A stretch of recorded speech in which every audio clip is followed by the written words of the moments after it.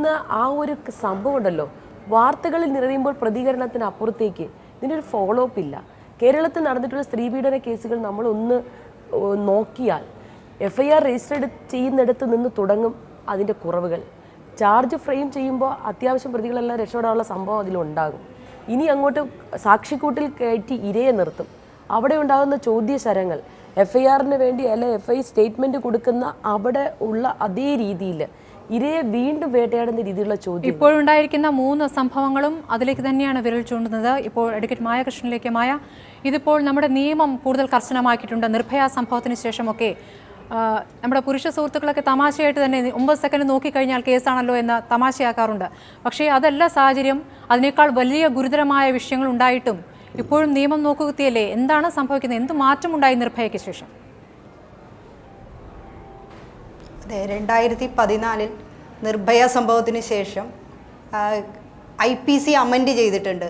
376 section റേപ്പുമായി ബന്ധപ്പെട്ടിട്ടുള്ള നമ്മുടെ നിയമവ്യവസ്ഥ അമെൻഡ് ചെയ്ത് കൂടുതൽ കർക്കശമാക്കി. അതുപോലെ തന്നെ പോക്സോ ആക്ട് വന്നു. ഇതെല്ലാം വന്നിട്ടുണ്ട് എന്നിരിക്കലും ഇപ്പോൾ ശ്രീമതി ബിന്ദു കൃഷ്ണ പറഞ്ഞതുപോലെ ഇത് തുടക്കം മുതൽ തന്നെ ഇത് എങ്ങനെയാണ് പോലീസിൻ്റെ ഭാഗത്ത് നിന്നാവട്ടെ, ചൈൽഡ് വെൽഫെയർ സൊസൈറ്റികളുടെ ഭാഗത്ത് നിന്നാവട്ടെ, ബാക്കി ഇതുമായി ബന്ധപ്പെട്ടിട്ടുള്ള മുഴുവൻ സ്ഥലങ്ങളിൽ നിന്നും ചെറിയ അപാകതകൾ ആദ്യമായി അത് മനസ്സിലാകാത്ത വിധത്തിൽ ചെറിയ അപാകതകളുമായി വന്ന് കോടതിയിലെത്തുമ്പോഴേക്കും ഈ ചെയ്തിട്ടുള്ള അക്യൂസ്ഡ് പ്രതിയാക്കിയിട്ടുള്ള ആൾ ഒരു പ്രശ്നവുമില്ലാതെ പുറത്തേക്ക് ഇറങ്ങി പോകുന്ന കാഴ്ചയാണ് നമ്മൾ കണ്ടുകൊണ്ടിരിക്കുന്നത്.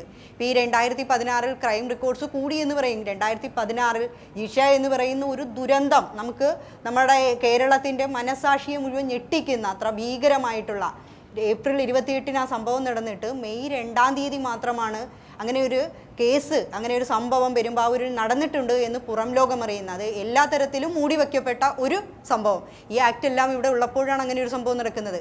അപ്പോൾ ആക്ട് എത്രമാത്രം കർക്കശമാക്കിയാലും ഇതിൻ്റെ ഇപ്പോൾ ഈ വാളയാർ പെൺകുട്ടികളുടെ കാര്യത്തിലും അതെ, 54 ദിവസം മുമ്പ് മൂത്ത പെൺകുട്ടിയുടെ സംഭവത്തിൽ പോലീസിന്റെ ഭാഗത്തുനിന്നും കൃത്യമായ ഗുരുതരമായ കൃത്യവിലോപം നടന്നിട്ടുണ്ട്. ഇപ്പോൾ ഇന്നിപ്പോൾ ഒരു ഉദ്യോഗസ്ഥനെ മാറ്റിക്കൊണ്ടുള്ള ഒരു പ്രഖ്യാപനം മുഖ്യമന്ത്രിയുടെ ഭാഗത്തുണ്ടായിരിക്കുന്നു. ഈ വിഷയത്തിൽ പോക്സോ നിയമം ചുമത്താൻ വൈകിപ്പോയി എന്നൊരു കുറ്റസമ്മതവും ആഭ്യന്തര വകുപ്പിന് സംഭവിച്ചിട്ടുണ്ട് എന്നുള്ളൊരു കുറ്റസമ്മതവും മുഖ്യമന്ത്രി ഇന്ന് സഭയിൽ നടത്തുകയുണ്ടായി.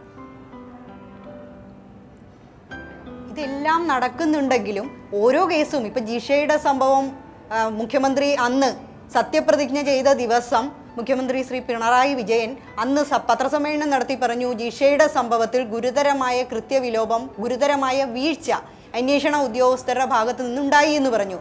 പക്ഷേ ഇപ്പോൾ 8 മാസം കഴിഞ്ഞിരിക്കുന്നു.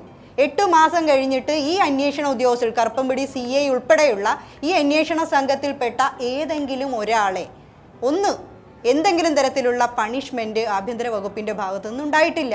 ഇത് എല്ലാ കേസുകളിലും അത് അങ്ങനെ ഉണ്ടാകുന്നു എന്നുള്ളത് ആ കേസിൽ മാത്രമല്ല, ഇനിയുള്ള കേസുകളിൽ കൃത്യമായി അന്വേഷണം നടത്തുന്നതിലേക്ക് ഉദ്യോഗസ്ഥരെ മാറ്റുന്ന തരത്തിലേക്ക് അത്തരം നിയമങ്ങൾ, അത്തരം പണിഷ്മെൻറ്റുകൾ ഗവൺമെൻറ്റിൻ്റെ ഭാഗത്തുനിന്ന് ഉണ്ടാവേണ്ടതുണ്ട്. എല്ലായ്പ്പോഴും നമുക്ക് നോക്കാം, ക്രിമിനൽ കേസുകളിൽ വാദിയായി വരുന്നത് ആരാണ്? സർക്കാരാണ്. ഒരു പെൺകുട്ടിക്ക് ഇങ്ങനെ സംഭവിച്ചാൽ അല്ലെങ്കിൽ എന്തെങ്കിലും തരത്തിലുള്ള പീഡനത്തിന് പെൺകുട്ടികൾ ഇരയായാൽ എനിക്ക് നേരെ ഒരു പീഡനം ഉണ്ടായാൽ ഞാനതിൽ ഡിഫാക്റ്റോ കംപ്ലൈനന്റ് മാത്രമാണ്. സ്റ്റേറ്റാണ് എനിക്ക് സംരക്ഷണം നൽകേണ്ടത്, സ്റ്റേറ്റാണ് ഈ പ്രതിക്കെതിരെ കേസ് നടത്തേണ്ടത്, സ്റ്റേറ്റാണ് നടത്തുന്നതും സ്റ്റേറ്റാണ്. ആ സ്റ്റേറ്റിൻ്റെ ഉദ്യോഗസ്ഥർ കൃത്യമായ അലംഭാവം കാണിക്കുന്നു എന്ന് പറഞ്ഞാൽ സ്റ്റേറ്റ് പിന്നെ എന്താണ്? സ്റ്റേറ്റിന്റെ റെസ്പോൺസിബിലിറ്റി എന്നുള്ളത് മുഖ്യമന്ത്രി കൃത്യമായി കുറച്ചുകൂടി ശക്തമായ നടപടികളിലേക്ക് സംസ്ഥാന സർക്കാർ പോകേണ്ടതുണ്ട്. സിസ്റ്റർ ജസ്മി, കൊട്ടിയൂർ സംഭവത്തിൽ സഭയുടെ ഭാഗത്തുനിന്ന്, രൂപതകളുടെ ഭാഗത്തുനിന്ന് ഒരു സഹായവും ഇപ്പോൾ കുറ്റവാളികൾക്ക് ലഭിക്കുന്നില്ല എന്ന് ഉറച്ചു പറയാൻ സാധിക്കുമോ? എനിക്കത് അങ്ങനെ പറയാൻ എനിക്ക് സാധിക്കില്ല. കാരണം സിസ്റ്റേഴ്സ് ഒളിവിൽ പോയി, അല്ലെങ്കിൽ സഹകരിക്കുന്നില്ല, ഒരു സിസ്റ്റർക്ക് ജാമ്യം കിട്ടി, അല്ലെങ്കിൽ അറസ്റ്റ് ചെയ്യരുതെന്ന് പറഞ്ഞു. ഇതൊക്കെ കേൾക്കുമ്പോൾ തീരെ നിവൃത്തിയില്ലാതെ വന്നപ്പോഴാണ് അവർ കുറച്ചെങ്കിലും സഹകരിക്കാൻ തയ്യാറായിരിക്കുന്നത്. പക്ഷേ ഇനിയും നമുക്ക് ഉറപ്പിക്കാൻ പറ്റില്ല. ഹൈക്കോർട്ടിലേക്ക് എത്തും, സുപ്രീം കോർട്ടിലെത്തും, അവസാനം അവർ രക്ഷപ്പെടും. ഇങ്ങനെയാണ് കഴിഞ്ഞ കേസുകളിലൊക്കെ കണ്ടിരിക്കുന്നത്. വളരെയേറെ സ്വാധീനമുണ്ട് ഈ സഭയ്ക്ക്. ആ സ്വാധീനം ഇരയെ രക്ഷിക്കാൻ വേണ്ടി ഉപയോഗിക്കാതെ പ്രതികളെ സംരക്ഷിക്കാൻ വേണ്ടി ഉപയോഗിക്കുന്നത് ഇതുവരെ കണ്ടു. അതുകൊണ്ട് നമുക്ക് വലിയ പ്രത്യാശയൊന്നുമില്ല ഇതും എവിടെ ചെന്ന് അവസാനിക്കും. ഞാൻ കേണപേക്ഷിച്ചതാണ് ഇനിയെങ്കിലും ഇപ്പോൾ ഈ തെറ്റ് ചെയ്തുകൊണ്ടിരിക്കുന്ന ഈ വൈദികർ അതിൽ നിന്നൊന്ന് പിന്തിരിയണേ എന്ന്. പക്ഷേ അത് കേട്ടിട്ടും പരിഹസിച്ച് ചിരിച്ച് അവരൊക്കെ ഇത് തുടരുന്നുണ്ടാകും. കാരണം പക്ഷേ അഭയ സംഭവത്തിന്റെ സാഹചര്യമല്ല ഇപ്പോഴുള്ളത് എന്തെങ്കിലും നമുക്ക് പറയാൻ സാധിക്കുകയില്ലേ? ഇപ്പോൾ കാര്യങ്ങൾ തുറന്നു കാട്ടപ്പെടുന്നുണ്ട്, വലിയ രീതിയിൽ ചർച്ച ചെയ്യപ്പെടുന്നുണ്ട്, സഭയെയൊക്കെ വിമർശിക്കാൻ വലിയ രീതിയിൽ ആളുകൾ മുന്നോട്ട് വരുന്ന സാഹചര്യവുമുണ്ട്. അതുകൊണ്ട് തന്നെ മറുപടി പറയേണ്ട ഒരു ബാധ്യത ഏത് വിഭാഗത്തിനായാലും ഉണ്ടാകുന്നില്ലേ? ചർച്ചകൾ ഇപ്രാവശ്യം ധാരാളം നടന്നു. അതിന് ഞാൻ അഭിനന്ദിക്കുന്നു. മാധ്യമത്തെയും ചർച്ചകൾക്ക് വന്നവരെയൊക്കെ അഭിനന്ദിക്കുന്നു. പക്ഷേ ഇതിനു മുൻപ് ഈ കഴിഞ്ഞ വർഷവും ഒരു സിസ്റ്റർ പ്രസവിച്ചിട്ട് ആ കുട്ടിയെ അനാഥാലയത്തിലേക്ക് കൊണ്ടുപോയിട്ടുണ്ട്. അപ്പോൾ ഈ 2017 ഈ സമയത്തും മാത്രമാണ് ഒരു സംഗതി വെളിവത്തായിട്ട് ഇപ്പോൾ പല നാൾ കക്കുമ്പോൾ ഒരു നാൾ കണ്ടെത്തും എന്ന് പറഞ്ഞതുപോലെ നിങ്ങളെ അഭിനന്ദിക്കുന്നുണ്ട്. പക്ഷേ എത്രയോ മറഞ്ഞ് ഇപ്പോഴും ഇരിക്കുന്നു. ഈ അടുത്തടുത്തുണ്ടായ സംഭവങ്ങൾ തന്നെ മറയപ്പെട്ടിരിക്കുന്നു. അതുകൊണ്ട് നമുക്ക് മുഴുവനും അങ്ങോട്ട് ഒരു സംതൃപ്തിയിൽ പറയാറായിട്ടില്ല. ഉള്ളത് നല്ലത്. സോണിയ, എങ്ങനെയാണ് സോണിയ ഈ വനിതാ ദിനത്തെ കാണുന്നത്? കരിദിനം ആചരിക്കേണ്ട ഒരു സാഹചര്യം, അങ്ങനെ ഒരു പരിപാടിയിൽ പങ്കെടുത്തുകൊണ്ടാണ് ബിന്ദുകൃഷ്ണയും വരുന്നത്.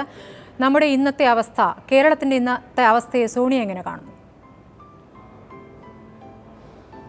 വനിതാ ദിനം വളരെ എന്താണ് പറയുക, അത്ര ശക്തമായ ചരിത്രമുള്ളൊരു ദിനമാണ് ഇന്ന് മാർച്ച് 8 എന്ന് പറയുന്നത്. ആഗോളതലത്തിൽ സ്ത്രീകൾ അവരുടെ അവകാശങ്ങൾക്ക് വേണ്ടി പൊരുതുന്ന ദിവസമാണ് ഈ വനിതാ ദിനം എന്ന് പറയുന്നത്.